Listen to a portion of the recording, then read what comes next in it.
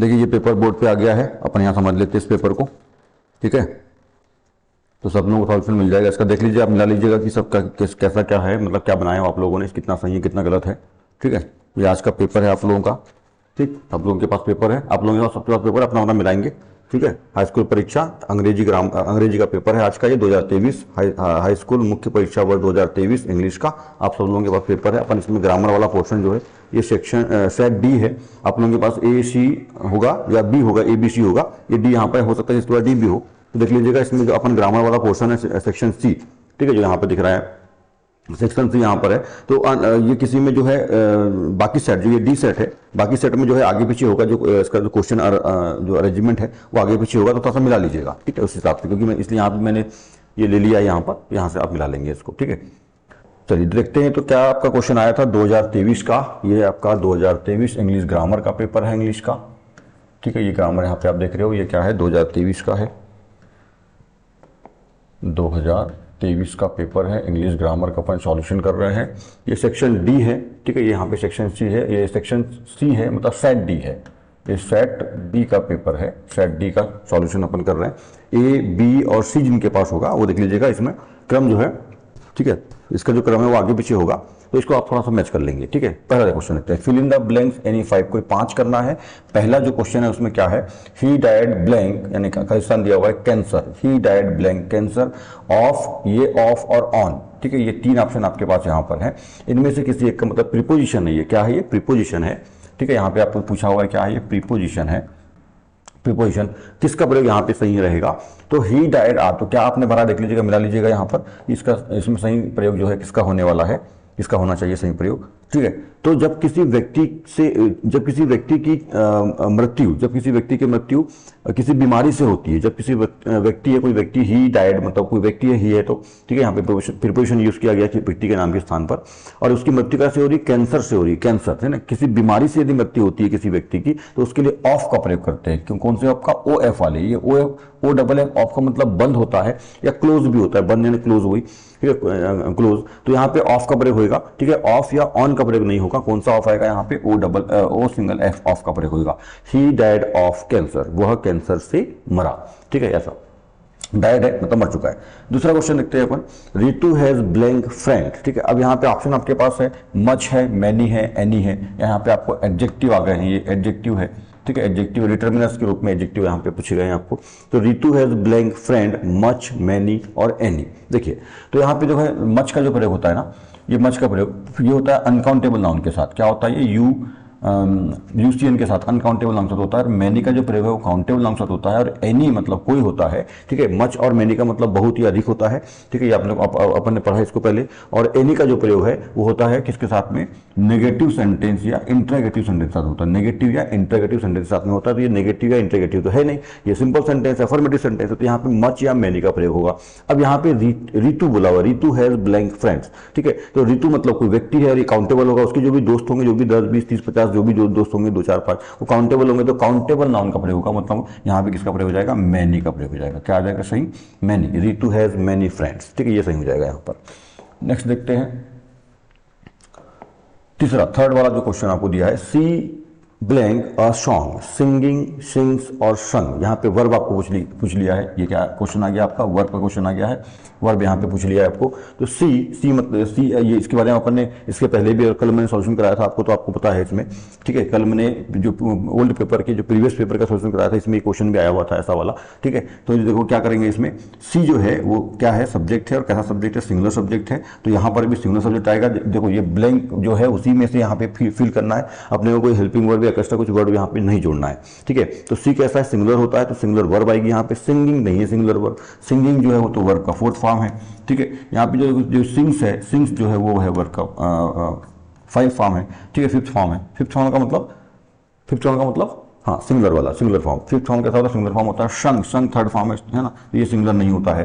ठीक है, सिंगुलर वाला आपने को यूज करना है। तो सिंगुलर जो होता है वर्ब का एसियस वाला फॉर्म जो होता है, मतलब 5th फॉर्म जो होता है, 5वां फॉर्म जो होता है वो कैसा होता है, सिंगुलर होता है। तो यहाँ पे आ जाएगा क्या, सिंग्स। ठीक है, यहाँ पे क्या आ जाएगा, सिंग्स सही आ जाएगा, मतलब कौन सा वाला आ जाएगा, ये वाला। यहाँ पे ऑफ सही आएगा, यहाँ पे मैनी सही आएगा, यहाँ पे सिंग सही आ जाएगा। ठीक है, इस तरह ध्यान रखिएगा। तो मिलाते जाओ कि आपने क्या किया है, मतलब जो आपने ये जो आ रहा है वही भरा है कि नहीं भरा, तो इस हिसाब से आपका यहाँ पे सही गलत आपको पता चल जाएगा। ठीक है, चलो नेक्स्ट चलते हैं। अपन ने सब्जेक्ट वर्ब एग्रीमेंट पढ़े थे, है ना, मैंने बताया था आप लोगों को सब्जेक्ट वर्ब एग्रीमेंट। तो सब्जेक्ट वर्ब एग्रीमेंट में अपन ने पढ़ा था कि यदि सब्जेक्ट सिंगुलर है तो वर्ब भी कैसी आएगी, सिंगुलर ही आएगी। ठीक है, तो सी कैसा है, सिंगुलर है, तो यहाँ सिंग्स जो है, तीन में से सिंगुलर वाली वर्ब कौन सी, सिंग्स है, तो यहाँ आ जाएगा सिंग, सी सिंग्स अ सॉन्ग, है ना, वो ऐसा हो जाएगा। नेक्स्ट चौथा क्वेश्चन आते हैं, ब्लैंक यू लाइव लॉन्ग। ठीक है, तो ये तो बहुत सिंपल है, यहाँ पे मॉडल वर्ब आ गई है। ठीक है, यहाँ पे आपको क्या पूछ लिया है, मॉडल पूछ लिया है, मॉडल्स है कैन, माइट और मे, इन तीन में से किसी का यहाँ पे प्रयोग करना है ना। तो जब अपन किसी के लिए इच्छा व्यक्त करते हैं, जब किसी के लिए विश करते हैं, तो विश के लिए, इच्छा के लिए किसका प्रयोग करते हैं, मे का प्रयोग करते हैं। इन तीनों का ही मतलब सपना है, पर यहाँ पे क्या आ जाएगा, मे आ जाएगा, है ना। ये तो आप जानते हैं, may I come in sir, may you live long, ठीक है, may happy new year, may happy birthday वगैरह वगैरह। तो may you live long, may का यहाँ प्रयोग हो जाएगा। ठीक है, नेक्स्ट में चलते हैं।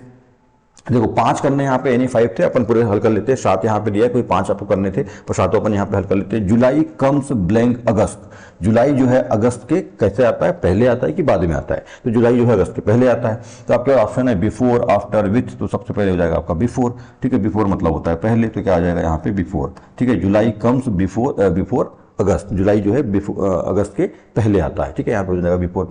ये क्या हो गया आपका, प्रीपोजिशन है। ठीक है, ये क्या है, प्रीपोजिशन। देखो प्रीपोजिशन 2 आ गए, एडजेक्टिव आ गई, वर्ब आ गई 2 यहाँ पे, मॉडल वर्ब और मेन वर्ब आ गई। ठीक है, अब देखते हैं छठवां क्वेश्चन क्या है। Ashoka was one of blank greatest Kings of India. जो अशोका थे भारत के एक महान राजा थे। तो ए एन राजा आर्टिकल्स आ गया यहाँ पे, देखिए यहाँ पे क्या आ गया, आर्टिकल्स का प्रयोग कर दिया। ए एन द में से किसी एक का प्रयोग यहाँ पे करना है, ए एन द आर्टिकल है। और सबसे बड़ी बात यहाँ पर देखो पहचान है, अशोका जो है, अशोक जो है, अशोक मौर्य जो थे, जो राजा थे बहुत बड़े पहले के अशोक मौर्य, तो उनके बारे में सुन रहे थे। तो अशोक मौर्य तो एक ही राजा थे, और दिया भी है किंग्स ऑफ इंडिया, ग्रेटेस्ट। देखो यहाँ पे ग्रेटेस्ट, या जो ग्रेटेस्ट शब्द है ये आपकी पहचान है, और ये इकलौते राजा है, मतलब एक ही राजा अशोक नाम के, जो कि बहुत ही महान नेता राजा थे, है ना। तो उनके लिए द का प्रयोग यहाँ पे करेंगे। ग्रेटेस्ट देखो यहाँ पे सुपरलेटिव डिग्री का प्रयोग किया गया है, और सुपरलेटिव डिग्री के सामने क्या लगता है, द का प्रयोग होता है, तो द आर्टिकल यहाँ पे आ जाएगा, आपका आंसर हो जाएगा द। ठीक है, सुपर डिग्री के पहले क्या लगता है, द लगता है, तो द का यहाँ पे प्रयोग हो जाएगा। अब नेक्स्ट देखते हैं 7वां क्वेश्चन। ठीक है, 7वां क्वेश्चन देखें, we blank follow the traffic rules. Traffic यहाँ पे रूल्स है, ठीक है, traffic rules. We blank follow the traffic rules, must, should और माइट का प्रयोग यहाँ पे करना है। तो देखिए मैंने इसके बारे में बताया था आप लोगों को पहले भी, इसके पहले वाले सॉल्यूशन में मैंने आप लोगों को बताया हुआ था कि जब भी कभी पेरेंट्स और टीचर यानी माता पिता और गुरु आते हैं, माता पिता गुरु पेरेंट्स और टीचर आते हैं, तो उसके लिए आउट टू का प्रयोग करना है, कि उनकी आज्ञा माननी ही चाहिए। आज्ञा शब्द जब आता है, ओबे जब आता है, आज्ञा शब्द आता है, तो उसके लिए क्या करना है, अपने को आउट टू का प्रयोग करना है। पर we blank follow the traffic rules, traffic rules का हमें पालन करना चाहिए। उसके लिए क्या आना चाहिए, क्या आएगा, जो है शुड का प्रयोग होगा, मस्ट का प्रयोग, सॉरी मस्ट का प्रयोग होगा।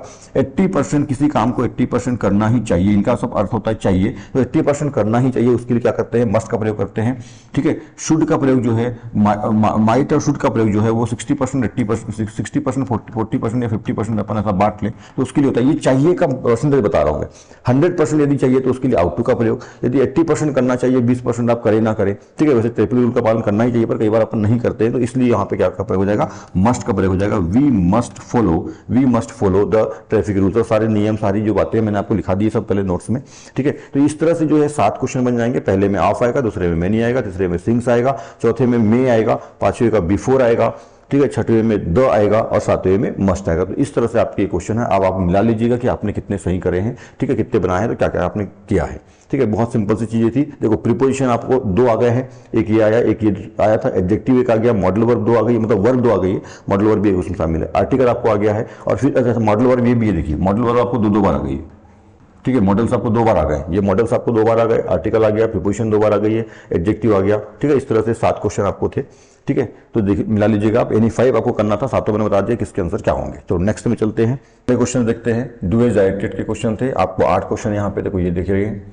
ठीक है। डू एज डायरेक्टेड एनी 5, कोई 5 करना है इसमें से, यहाँ पे 8 आपको दिए, सॉरी 7 आपको दिए हैं, 7 में से कोई 5 करना था। देखते हैं जरा क्या क्या आप लोगों ने बनाया है, क्या सही होना चाहिए, ठीक है। पहला डू एज डायरेक्टेड, पहला swimming is a good habit, rewrite the sentence beginning with it. It का प्रयोग करना है, किसका प्रयोग करना है, इट का। इट का प्रयोग करके सेंटेंस को शुरू करना है। सेंटेंस क्या है, swimming is a good habit, तैरना अच्छी आदत है। तो यहाँ पे क्या करना पड़ेगा, ये स्विमिंग के स्थान पर स्विमिंग शब्द को हटाएंगे और स्विमिंग शब्द के स्थान पे आपको जोड़ना है इट। क्या जोड़ना है, इट का आई कैपिटल रहेगा, ध्यान रखना क्योंकि फर्स्ट लेटर है। तो इट, उसके बाद सीधे स्टार्ट कर दो, it is a good habit, और उसके बाद it is a good habit, और उसके बाद टू स्विम, ठीक है, ये करेंगे, सॉरी एक टू स्विम, ठीक है, ये हो जाएगा। स्विमिंग में डबल एम आता है क्योंकि स्विम, देखो क्या होता है, आपको रूल पता है कि ये देखो स्विमिंग वर्ड है, एक्चुअली वर्ड जो होता है वो होता है स्विम। तो जब स्विम शब्द है और यदि कोई लास्ट में कॉन्सोनेंट और कॉन्सोनेंट के जस्ट पहले, तुरंत पहले यदि कोई वॉवेल होता है, तो जब और एनजी इनपुट करना होता है, एनजी लगाना होता है, तो वॉवेल को डबल करके एनजी लगाते हैं। ये रूल आप लोगों को मालूम है, मैंने बताया हुआ है सब, है ना। तो इसलिए यहाँ पे स्विमिंग में डबल एम आया, पर जब स्विम लिखोगे तो सिंगल एम आएगा, ठीक है, स्विम में सिंगल एम आएगा, ठीक है, ध्यान रखिए इसका, ये तो मालूम है आप लोगों को। तो क्या बन जाएगा, it is a good habit to swim, ये ऐसा बनता है आपका, it is a good habit to swim, है ना, ये आपका बनेगा। तो देख लो आप लोगों ने ऐसा बनाया कि बनाया इसको, ठीक है। आप लोगों ने शायद स्विमिंग को हटा दिया, इट लगाया, टू स्विम नहीं लगाया बाद में, है ना। It is a good habit ऐसे ही बोल रहे हो ना, ठीक है, ऐसा है। तो यदि टू स्विम भी यहाँ पे आएगा, it is a good habit to swim, मतलब तैरना अच्छा होता है, अच्छी आदत है, ये ऐसा बनेगा, ठीक है। तो पहला हो गया। दूसरा देखते हैं, Mamta goes to school every day, make interrogative, क्या बनाना है इसका, इंट्रोगेटिव, प्रश्नवाचक बनाना है इसका, ठीक है। तो Mamta goes to school every day, अब यहाँ पे सबसे पहले प्रश्न, जब भी अपन इंट्रोगेटिव नेगेटिव बनाते हैं, मैंने कहा था कि इंट्रोगेटिव नेगेटिव बिल्कुल आएगा, इंट्रोगेटिव नेगेटिव चेंज करने के लिए आता है और टेंस चेंज करने भी आता है। देखते हैं अभी टेंस शायद दिया हुआ है यहाँ पे, चेंज करने आप लोगों को दिया गया नहीं, टेंस चेंज करने नहीं आया, ठीक है। वॉइस आया है, देखो यहाँ पे इंट्रोगेटिव है, नेगेटिव आपको आया हुआ है, इफ अनलेस आया है, हु का प्रयोग आया है, टू का प्रयोग आया है, टू का, ठीक है, ऐसा है, मतलब टेंस चेंज करने नहीं आया है आपको। टेंस चेंज करने का मतलब जैसे प्रेजेंट टेंस देता है तो उसको पास्ट में कन्वर्ट करो, या पास्ट को प्रेजेंट में कन्वर्ट करने के लिए आता है, या प्रेजेंट देगा फिर पास्ट देगा तो फ्यूचर में कन्वर्ट करने के लिए आता है, तो वैसा नहीं दिया है। मतलब इंट्रोगेटिव को नेगेटिव, नेगेटिव को इंट्रोगेटिव, ये इस तरह का दिया है, सिंपल को नेगेटिव करना है, अफर्मेटिव करना है, ठीक है, अफर्मेटिव को नेगेटिव करना है या इंट्रोगेटिव करना है, ये आपको दिया हुआ है। तो Mamta goes to school everyday, interrogative करना। सबसे पहले जब भी अपन इसको चेंज करते हैं, सबसे पहले हमको क्या पहचानना है कि जो सेंटेंस हमको दिया है वो किस टेंस का है और किस सेंटेंस का है, कौन सा टेंस है और कौन सा सेंटेंस है। तो सबसे पहले यहाँ पे देखो पहचानो, ममता गोज टू स्कूल, तो यहाँ पे हेल्पिंग वर्ब नहीं है, ठीक है, यहाँ पे आप देखो हेल्पिंग वर्ब यहाँ पे लगनी चाहिए थी, पर हेल्पिंग वर्ब नहीं, यार हेल्पिंग वर्ब नहीं है, इसका मतलब ये दो सेंटेंस हो सकते हैं, प्रेजेंट इंडेफिनिट यानी सिंपल बोलते हैं इसको का अफर्मेटिव, और पास्ट इंडेफिनिट यानी सिंपल का अफर्मेटिव। ये तो प्रेजेंट का होगा या तो पास्ट का होगा, वो भी सिंपल का अफर्मेटिव होगा, ठीक है। अब कैसे पहचानेंगे, तो आप लोगों को मालूम है कि प्रेजेंट, और जनरली जब भी आते हैं इंट्रोगेटिव नेगेटिव चेंज करने, तो इन्हीं दो में से किसी के आते हैं, क्योंकि सिंपल वाले नहीं आएंगे। सिंपल वाले यदि दे देगा, सिंपल वाले मतलब इन दो को छोड़कर जो 46 सेंटेंस बचे उनमें दे देगा, तो हेल्पिंग वर्ब से पहचानना होगा कि कौन सा टेंस लगाए, तो ये नहीं देता है जनरली कंफ्यूज करने के लिए, ठीक है। तो ये जो प्रेजेंट इंडेफिनिट टेंस होता है या सिंपल टेंस होता है, इसमें जो है वर्ब की फर्स्ट फॉर्म आती है या तो वर्ब की पांचवी फॉर्म आती है। पांचवी फॉर्म का मतलब एस वाली फॉर्म, जिसमें एस लगा होता है, ठीक है। और जो पास्ट टेंस होता है उसमें वर्ब की सेकंड फॉर्म आती है, सेकंड फॉर्म।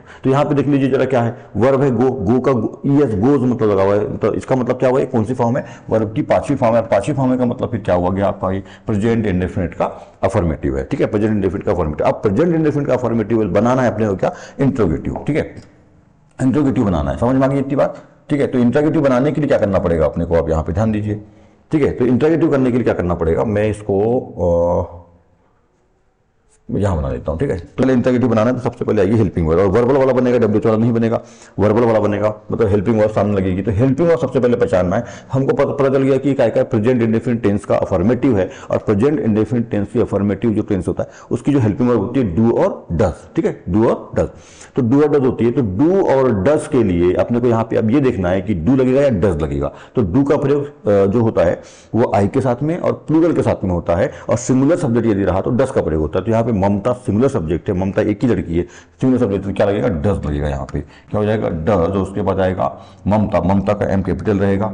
कोई भी नाउन आता है यदि तो उसका जो फर्स्ट लेटर है वो कैपिटल रहता है, तो डज ममता ये हो जाएगा।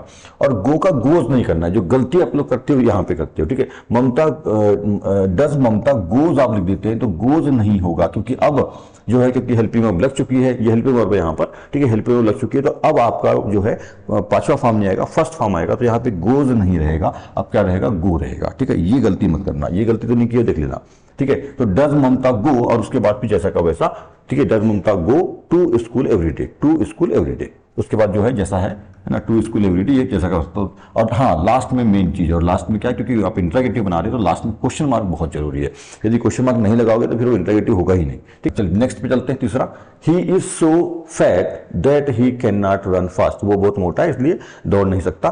ठीक है, किसका प्रयोग करना है यहाँ पे, टू का चाहिए। टू आ गया, देखो सो दैट का अल्टरनेटिव होता है, यहाँ पे शो है और ये दैट है, सो दैट का अल्टरनेटिव होता है टू, और टू का अल्टरनेटिव होता है सो दैट। यहाँ पे टू देखो, ये वाला टू है, ठीक है, TOO2, और ये है डेस, उसके बाद बीच में कोई शब्द आएगा और उसके बाद टू लग रहा है, तो ये टू का मतलब, और इतना भी इसका सेंस होता है। ठीक है, और सो दैट का मतलब भी इतना की, सो डेट का मतलब भी होता है इतना की। तो क्या करना है, सिंपल सा है, आपको कुछ नहीं करना है, सो को हटाना है, सो के स्थान पे ये वाला टू लग जाएगा। ही इज टू फैट, और इसके स्थान पे आ जाएगा टू, ये वाला दैट के स्थान पे। ठीक है, तो he is too fat to he can not run fast. ठीक है, तो सो को हटाओगे और सो दैट होता है स्ट्रक्चर, उसके अल्टरनेटिव होता है ये टू, तो सो को हटाओगे, टू लगा दोगे, दैट को हटा के टू लगा दोगे, ये वाला आप यहाँ पे TOO2 लगेगा, यहाँ पे TO2 लगेगा। He is too fat to he can not run fast, पूरा ऐसा लिखना था आपको, ये आप सिंपल सा बन जाएगा ऐसा आपका। ठीक है, नेक्स्ट पे आते हैं। फोर्थ नंबर क्या है, देखिए, the boy is my nephew, जो लड़का है वो मेरा भतीजा है। The boy is wearing a blue shirt, जिसने की ब्लू शर्ट पहना हुआ है। क्या करना है इसमें, rewrite the pair of sentence using who, अच्छा हु का प्रयोग करना है। ठीक है, यहाँ पे देखिए, इसको मैं तो हटा देता हूँ यहाँ से। ठीक है, किसका प्रयोग करना है, हु का प्रयोग करना है। हु का प्रयोग करना है, एज अ रिलेटिव करना है, क्वेश्चन के लिए नहीं करना है, इंटरोगेटिव के लिए नहीं करना है, क्वेश्चन मार्क नहीं लगाना है, एज अ रिलेटिव यूज करना है। यहाँ पे हु का मतलब कौन नहीं होगा, हु का मतलब होगा जो, एज अ रिलेटिव यूज करना है, ये यहाँ पे ध्यान रखिएगा। ठीक है, ये एक तरह से जो है आपका क्लास है, क्लास के फॉर्मेट में है। ठीक है, कंजक्शन के फॉर्मेट में क्लास है, आपको यहाँ पे दिया हुआ है। तो द बॉय इज, तो देखो दो तरीके से आप कर सकते हैं उसको, दो तरीके से। The boy is my nephew who, इसके बाद क्या लगा दो, हु लगा दो। ये सेंटेंस लिख दो, the boy is my nephew who, और उसके बाद ये द बॉय का यूज नहीं करेंगे। ठीक है, क्योंकि द बॉय एक बार हो चुका है, आप दो सेंटेंस को मिला करके एक बना रहे हो, तो अब वही चीज दो बार नहीं लिखोगे, वही सेंटेंस या वही सब्जेक्ट जो है दो बार नहीं आएगा, क्योंकि आप एक बना रहे हो तो दो बार बोलने की जरूरत नहीं है। The boy is my nephew who is, यहां क्या हो जाएगा, ये हु के बाद में is wearing a blue shirt. ठीक है, क्या बन जाएगा, the boy is my nephew who is, इसको नहीं लगाना है, is wearing a blue shirt, ये बन जाएगा। तो सेंस क्या बन जाएगा इसका, लड़का, द लड़का इज माई नेफ्यू, यह लड़का मेरा भतीजा है जो, ठीक है, यह लड़का मेरा भतीजा है जो, या वह लड़का मेरा भतीजा है जो ब्लू शर्ट पहने हुए है, ब्लू शर्ट पहने हुए है। ऐसा ही बन सकता है ये, या एक तरीका ये भी हो सकता है, यदि ऐसा नहीं बनाते हैं आप तो इसको आप ऐसा भी कर सकते हैं। देखो यहाँ ये वाले सेंटेंस स्टार्ट करो, the boy is wearing a blue shirt who, यहां पे कर सकते हैं आप इसको, है ना। जनरली सबसे पहले जो अपन ने बनाया था पहला वाला वो ज्यादा अच्छा है,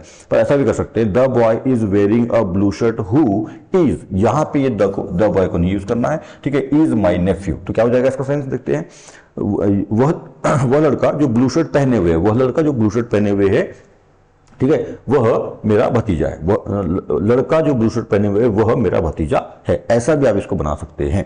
ठीक है, तो चौथा ये बन जाएगा। आप देख लो दोनों में जैसा ही बनाया होगा दोनों से ही होगा, है ना। बस ध्यान रखना है कि इसको रिपीट नहीं करना है। तो आप लोग क्या करते हो कि दोनों सेंटेंस के बीच में हु लगा देते हो, जैसा छाप देते हो, तो ऐसा नहीं करना है। आपको द बॉय जो सेंटेंस है उसको वहां से हटाना है, मतलब जो सब्जेक्ट है उसको वहां से हटाना है, एक रहेगा एक बार हट जाएगा। ठीक है, नेक्स्ट आते हैं पांचवा। ठीक है, अनलेस यू रन फास्ट, ठीक है, एक सेंटेंस है, यदि आप तेज नहीं दौड़ते हो, ठीक है, यदि आप तेज नहीं दौड़ते हो, रन है, ठीक है, तो you will miss the train, आप ट्रेन मिस कर दोगे, ट्रेन आपकी चूक जाएगी। क्या करना है, use if in place of unless, अच्छा अनलेस के स्थान पर किसका यूज करना है, इफ का प्रयोग करना था। ठीक है, देखो ये अनलेस है, ये अनलेस के स्थान पे क्या लगा देंगे आप, इफ लगा देंगे, अनलेस के स्थान पे क्या लग जाएगा, इफ लग जाएगा। तो इफ यू, अच्छा यहाँ पे एक बात ध्यान रखिए, अनलेस ऑटोमेटिक नेगेटिव होता है, अनलेस का मतलब होता है यदि नहीं, अनलेस का मतलब क्या होता है, यदि नहीं। तो यहाँ सेंस आ रहा है उसका, अनलेस यू रन फास्ट, यदि आप तेज नहीं दौड़ेंगे या नहीं दौड़ते हैं तो आप ट्रेन मिस कर जाएंगे। ठीक है, आपकी ट्रेन जो है चुक जाएगी, तो यहाँ पे नहीं जुड़ा हुआ है। ठीक है, ध्यान रखना। और जब भी अनलेस आता है, जब अनलेस में नेगेटिव रहता है तो ये पॉजिटिव सेंटेंस रहता है। अब यहाँ पे ये पॉजिटिव बन रहा है तो वो नेगेटिव बनेगा, मतलब एक सेंटेंस जो है इसमें अनलेस और इफ के प्रयोग में एक सेंटेंस जो है वो नेगेटिव रहता ही रहता है। ठीक है, तो अनलेस हट के आप क्या लग गया, इफ लग गया, अनलेस था नेगेटिव, अब इफ लग गया वो हो गया पॉजिटिव। ठीक है, इफ यू रन फास्ट, यदि आप तेज दौड़ते हो, और सेंस भी थोड़ा देख लो, यदि आप तेज दौड़ते, इफ यू रन फास्ट, यदि आप तेज दौड़ते हो, यू विल नॉट, यहाँ क्या लग जाएगा, बीच में नॉट लग जाएगा। You will not miss the train. यदि आप तेज दौड़ते हो आपकी ट्रेन मिस नहीं होगी, ठीक है। यदि आप तेज नहीं दौड़ते हो आपकी ट्रेन मिस हो जाएगी, उसी सेंस को बताना है अपने को। तो यदि आप तेज दौड़ते हो तो आपकी ट्रेन मिस नहीं होगी। तो क्या करना है आपको, यहाँ पे अनलेस के स्थान पे इफ लगाना है, बाकी यू रन फास्ट जैसा का वैसा रहेगा। यू विल नॉट, ये विल के बाद आपको नॉट जोड़ना है, you will not miss the train, ऐसे बनना था, ठीक है। देख लीजिएगा आपने कैसा बनाया। नेक्स्ट छठवां देखते हैं, police arrested the thief make negative. अच्छा देखिए क्या बनाना है इसका, नेगेटिव बनाना है, ठीक है। क्या बनाना है इसका, नेगेटिव। मैं इसको थोड़ा मिटा देता हूं यहां से, ठीक है। अपन छठवा बना रहे हैं आप, तो मेक नेगेटिव, नेगेटिव अपने को बनाना है। तो देखो यहाँ फिर से देखो वही बात आ गई है, हेल्पिंग वर्ब यहाँ पे नहीं है। इसका मतलब ये सेंटेंस जो है या तो जैसे मैंने पहले बताया था, या तो प्रेजेंट इंडेफिनिट का अफर्मेटिव है या तो फिर प्रेजेंट सिंपल यानी इंडेफिनिट का अफर्मेटिव है। अब पहचानेंगे कैसे, तो यदि वर्ब की फर्स्ट फॉर्म या पांचवी फॉर्म, यहाँ पे कौन सी फॉर्म थी, पांचवी फॉर्म थी, तो अपन ने पहचान लिया था कि प्रेजेंट इंडेफिनिट है। अब यहाँ पे देख लो अरेस्टेड, अरेस्टेड कैसी फॉर्म है, सेकंड फॉर्म है। वर्ब की कैसी फॉर्म होती है, अरेस्ट होता है, अरेस्टेड अरेस्टेड, ठीक है। तो सेकंड फॉर्म होती है ये। तो पुलिस अरेस्टेड सेकंड फॉर्म है यहाँ पर। तो सेकंड फॉर्म का मतलब क्या हुआ, ये पास्ट इंडेफिनिट का अफर्मेटिव हुआ, पास्ट सिंपल का अफर्मेटिव हुआ। तो इसका मतलब है ये पास्ट का है, अपने को बनाना नेगेटिव उसका। तो ये कैसे बनेगा, तो नेगेटिव बनने के लिए क्या करना पड़ेगा अपने को, इसको थोड़ा, हाँ इसको मैं नीचे ले लेता हूँ, यहीं पर बना देता हूँ, ठीक है। तो क्या हो जाएगा, पुलिस, ठीक है। इंग्लिश में बोलते हैं पुलिस और हिंदी में बोलते हैं पुलिस, है ना। ये होता है पुलिस और ये हिंदी में होता है पुलिस।